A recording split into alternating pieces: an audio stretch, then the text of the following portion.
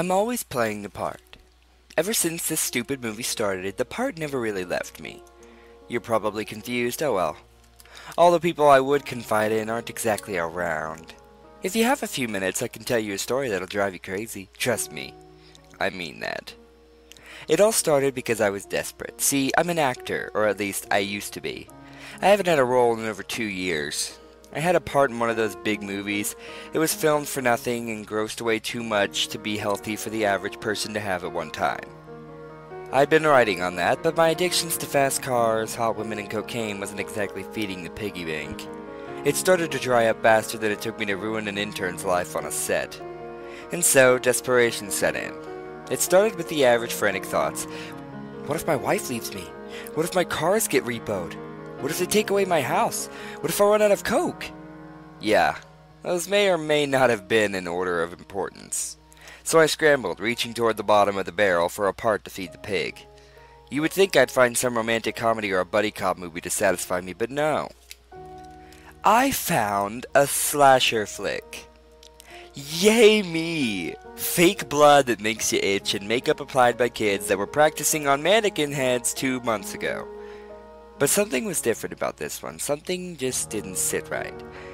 It's kinda hard to explain. But I brushed that away. I signed for the role of the slasher himself, a beastly fellow that was basically the offspring of one of Mr. Myers and Mrs. Voorhees.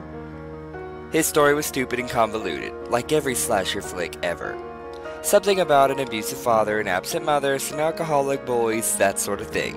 He was a victim of a previous slasher, which left him permanently scarred both mentally and physically. The mental scarring is simple enough to understand. I mean, he witnessed almost his entire town die. That would drive anyone crazy. The physical scarring was a ripped out left eye, 2 gashes on the right cheek that formed an X, and a missing nose. Yeah, it's a ghastly picture. And yes, my beautiful face had to be altered with makeup and CG to make it. Yes, I was horrified. Yes, I was that desperate. No, apparently I'm not above that kind of work. It would take almost 2 hours in the dressing room to pull off this look, mind you. Half the time I was sleeping, and most of the time you only saw the slasher's face for a millisecond. Oh, it was a grueling process. After about 3 weeks of filming, we finally filmed the first murder scene. Up to this point, it was all day scenes that set the backstory, and the director didn't think of shooting the night scenes when things started to get dark. It was a simple enough scene to pull off. The sorority girl, back visiting from college, would see me on the side of the road looking like a homeless man, would pull over to ask if I was okay, and then I would follow her home, murder her family off-screen, while setting a trap for her to stumble upon the bodies.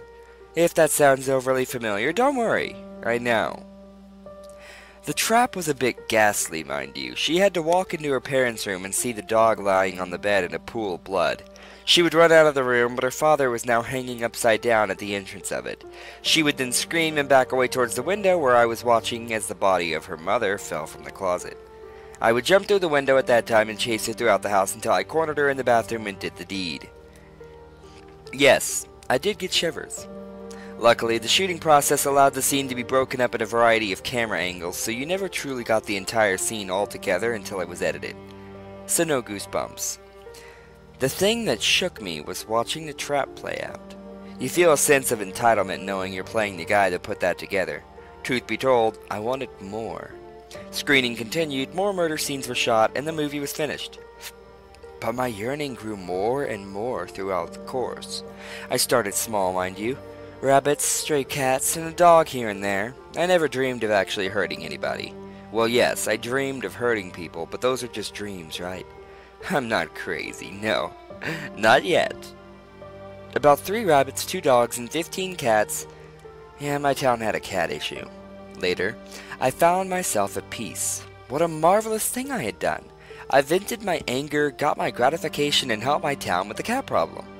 Things were going swimmingly, and the revenue from the movie turned out to be smashing. It grossed something like $2 million. I had a free ride for at least a year with me playing the lead role. Then they contacted me for a sequel. Oh yes, a sequel, a Slasher Flick 2 to go along with Slasher Flick 1. It was brilliant. I jumped at the chance to play the role again, and I felt at home in the makeup and prop clothes the character wore. I would creep up on stage directors and crew and scare them a bit for a little fun in between scenes, and I again watched the traps roll out and the bodies of the actors that played the part flop down. But something was amiss with the fifth murder scene. I was supposed to chase a young man through a gym until he fell down the stairs to the locker room. Now, usually in cinema, scenes like this would be shot with either padding or dummies, but the director wanted none of that. The plan was to make him fall slowly down the stairs and then speed it up in the editing room. It didn't work that way. As I gave chase, he truly did fall down the stairs and snapped his neck on the railing.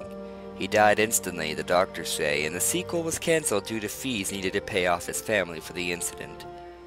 But watching that body fall, going plop, plop, bang down the stairs, it introduced a whole new concept to me and gave me the urge once again. I had a feeling cats and dogs wouldn't do it for me anymore. The first headline read, "Killer recreates scene from grisly movie." It made me laugh. It was only one column behind a bunch of ads for cars you could never afford and appliances you only get one use out of, but it was still there.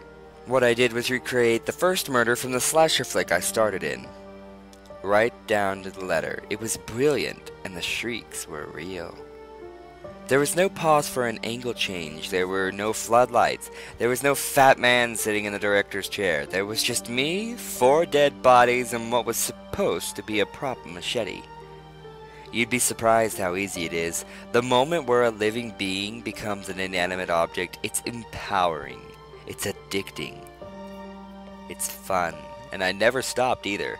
I would recreate the scenes from the movies, and then I would make my own.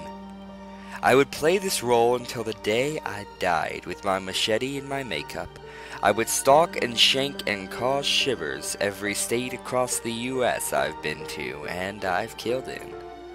But you probably knew all of this. I mean, you were the only one that followed me. The only one that almost stopped me. The only kill that ever got away. Now you're tied up. Now you're tired, bloody, beaten, and stabbed, and, unless my watch is wrong, you've probably been dead for over 20 minutes now.